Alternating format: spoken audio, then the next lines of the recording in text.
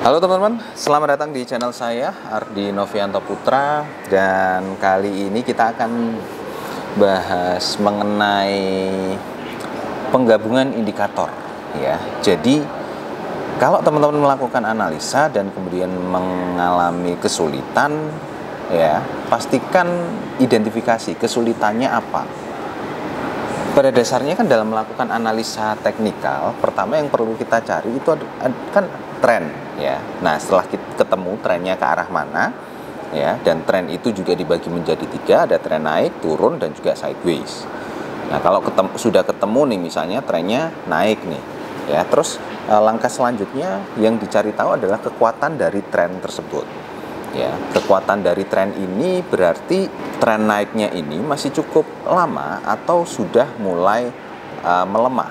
Jangan sampai ketika kita entry posisi tanpa melihat kekuatan dari trennya ini, malah justru kita entry posisi buy di puncak dan marketnya langsung berbalik arah turun dan kita langsung mengalami kerugian seperti itu. Lalu yang setelah kita tahu arah tren dan juga kekuatan dari trennya, langkah selanjutnya itu adalah kita cari tahu volatilitas harganya.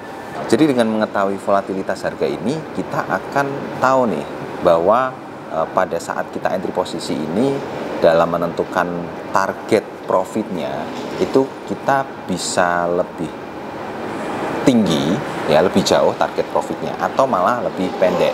Kayak misalnya kalau volatilitasnya itu lagi kecil ya, volatilitasnya itu kecil, maka targetnya ya jangan jauh-jauh ya. Kalau misalnya volatilitasnya itu gede, baru targetnya kita bisa jauh seperti itu. Lalu yang ketiga adalah indikator volume. Nanti dari indikator volume ini digabungkan dengan level support resisten, di mana dari level support resisten ini kita akan dapat penembusan atau pembalikan arah.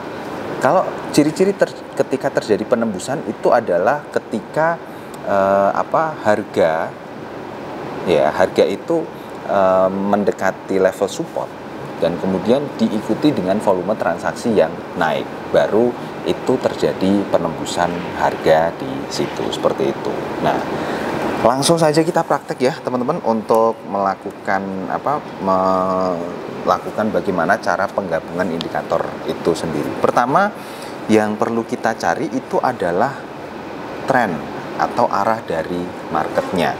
Nah, kita cari tahu dengan menggunakan indikator tren ya. Indikator tren yang kita bisa pakai di sini, kita bisa pakai moving average dan juga bisa pakai menggunakan parabolic SAR. Di sini kita akan pakai parabolic SAR dulu ya.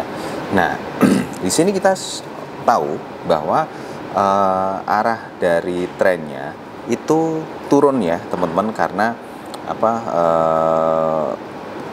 untuk indikator parabolic SAR-nya itu ada di atas seperti ini. Jadi arahnya itu turun seperti itu ya. Setelah kita ketemu nih arah trennya ya kemana, lalu kita cari momentum harganya, kekuatan dari tren turunnya ya, dengan menggunakan indikator bisa pakai RSI ya, Relative Strength Index, atau Stochastic Oscillator gitu. Nah, terus kemudian kita klik di sini.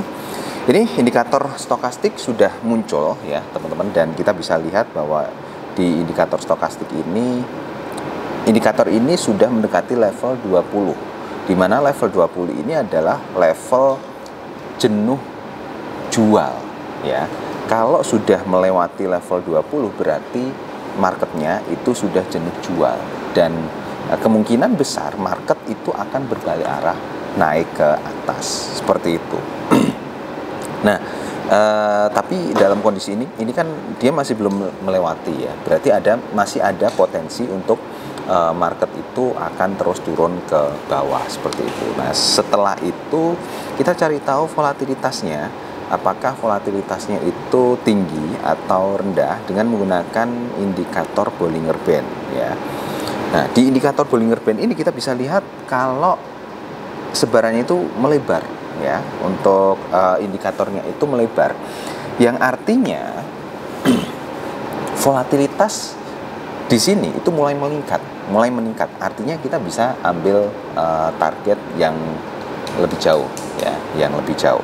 Nah, terus sekarang kita gabungkan dengan indikator volume. Indikator volume di sini ini karena ganti market ya, jadi indikator volumenya menurun seperti ini. Nah, ketika indikator volumenya menurun seperti ini, berarti kemungkinan terjadi penembusan itu cukup kecil.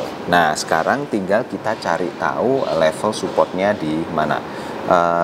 Ini level support ada di sini dan juga di sini. Nah, karena ada dua level support, maka kita bisa menggunakan tools, yaitu dengan menggunakan rectangle ya, atau kotak seperti ini. Kita gambarkan dari ujung bawah sampai ujung atasnya di level support ini. Nah, di sini kita masih punya kesempatan untuk open posisi sell sampai area sini ya, teman-teman. Di area sini. Jadi di 2152 sampai dengan 2150 sampai di level ini untuk teman-teman melakukan entry posisi sell. Walaupun tadi di indikator volatilitas itu melebar ya, dan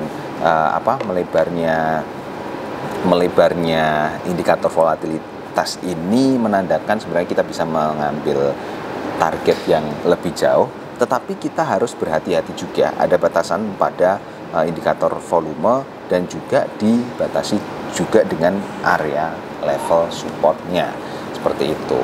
Jadi kita bisa entry posisi sell dengan target sampai di sini. Nanti kalau marketnya sudah sampai target di sini, kita bisa mengambil langkah selanjutnya.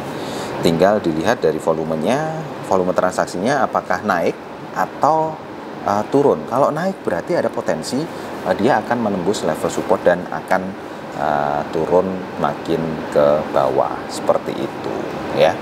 Jadi kira-kira seperti itu teman-teman dalam menggabungkan indikator ya. Semoga bermanfaat teman-teman untuk materi di video kali ini. Sampai ketemu di video-video selanjutnya. Bye bye.